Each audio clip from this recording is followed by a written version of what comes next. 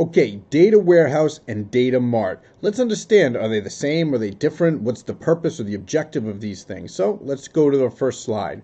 And it tells us here, a data warehouse stores data in a format designed to provide subject-oriented and business unit-focused information for decision support.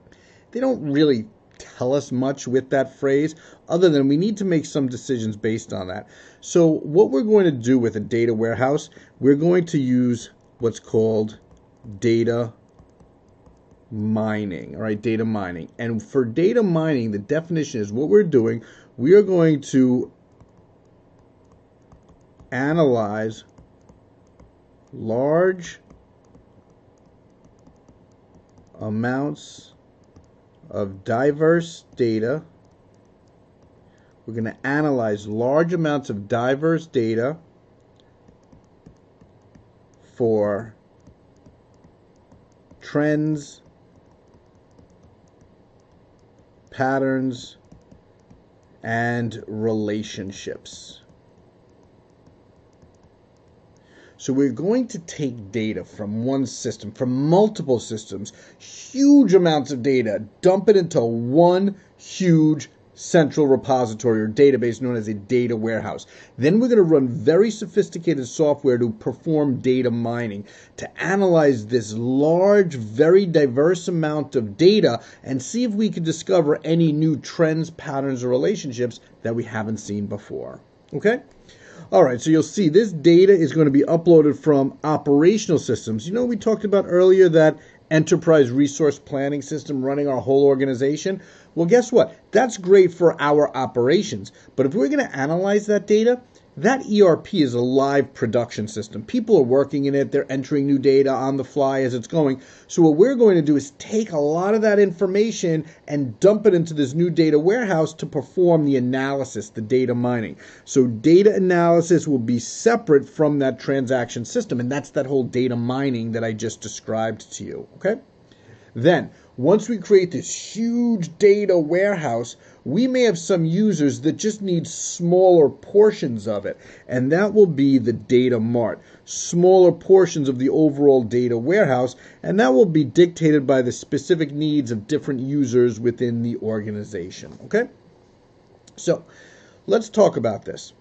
We want to get data into a data warehouse. So we have this huge enterprise resource planning system that has enterprise resource system that has a tremendous amount of information. Well, we could take data from there. We could take data from other sources as well and merge it and combine it all together. It doesn't have to be from just one internal source. We may want to match it with economic indicators and other factors of the economy, maybe public information about competition and what they're doing it and what they're doing while we're doing it, so we can get it from many, many sources. So we're looking to extract data. These are all the steps of putting the data warehouse together. We're looking to extract data from maybe our own internal ERP systems, maybe customer smartphones or laptops, maybe pieces of paper, maybe other unrelated external sources as well.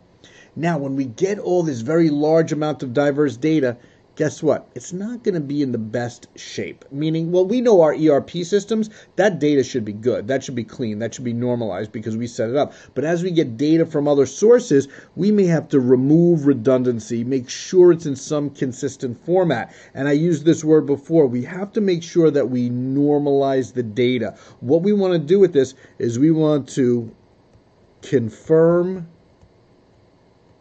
no redundant data. All right, we want to confirm there's no redundant data. Anytime you have redundant data, you're in trouble. Why? Because you're going to be analyzing the same information twice, maybe reporting on it twice. It could skew your results and your numbers and your analysis, so you want to avoid that. So we need to normalize the data and be sure that we normalize it. Then, once we do that, we are going to transform this data into some warehouse model. And that means, remember those key relationships in the tables and the relational databases, having the primary keys and the foreign keys and setting up the relationships between the various tables?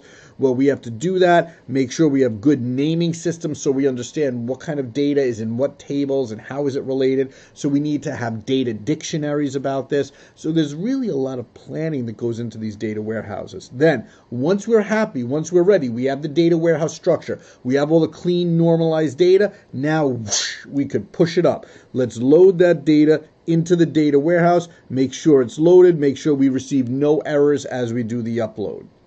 Then we're ready to pull out some pieces if necessary. All right, so we could create these data marts, but we don't just take a data mart, a small piece of a data warehouse, and give it to people to analyze unless we test it. We should perform checks against the original source databases, make sure that those checks are the same. That, hey, if I look at the data in the data warehouse and then I look at it in the data mart, I see the same thing. In other words, I'm checking to make sure no errors occurred when I extracted and uploaded the data. All right, again, here's one of our pictures worth 1,000 words. So all those different steps we had. The first thing that we do in putting together a data warehouse is extract the data. And notice we could do it from a smartphone, we could do it from laptops and computers, we could do it from pieces of paper, we could do it from a whole server system, enterprise resource system, whatever it is. We can pull the data from many, many sources. Then what we need to do is we need to make sure we clean the data and double check it, make sure it's normalized, and we get rid of all of that redundancy. Then what do we have to do? We have to make sure, steps 4 through 5, that it gets into our data warehouse properly, and we test the data, and there are no errors that occurred as we uploaded the data.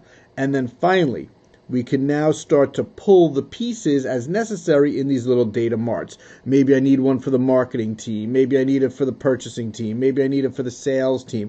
And all my different end users could be utilizing different data marts if their jobs overlap different departments in different areas. Okay? And that's it. That's not so bad. So that's our 5 sections of the first module of Unit 6. Now we're ready to move on to module number 2.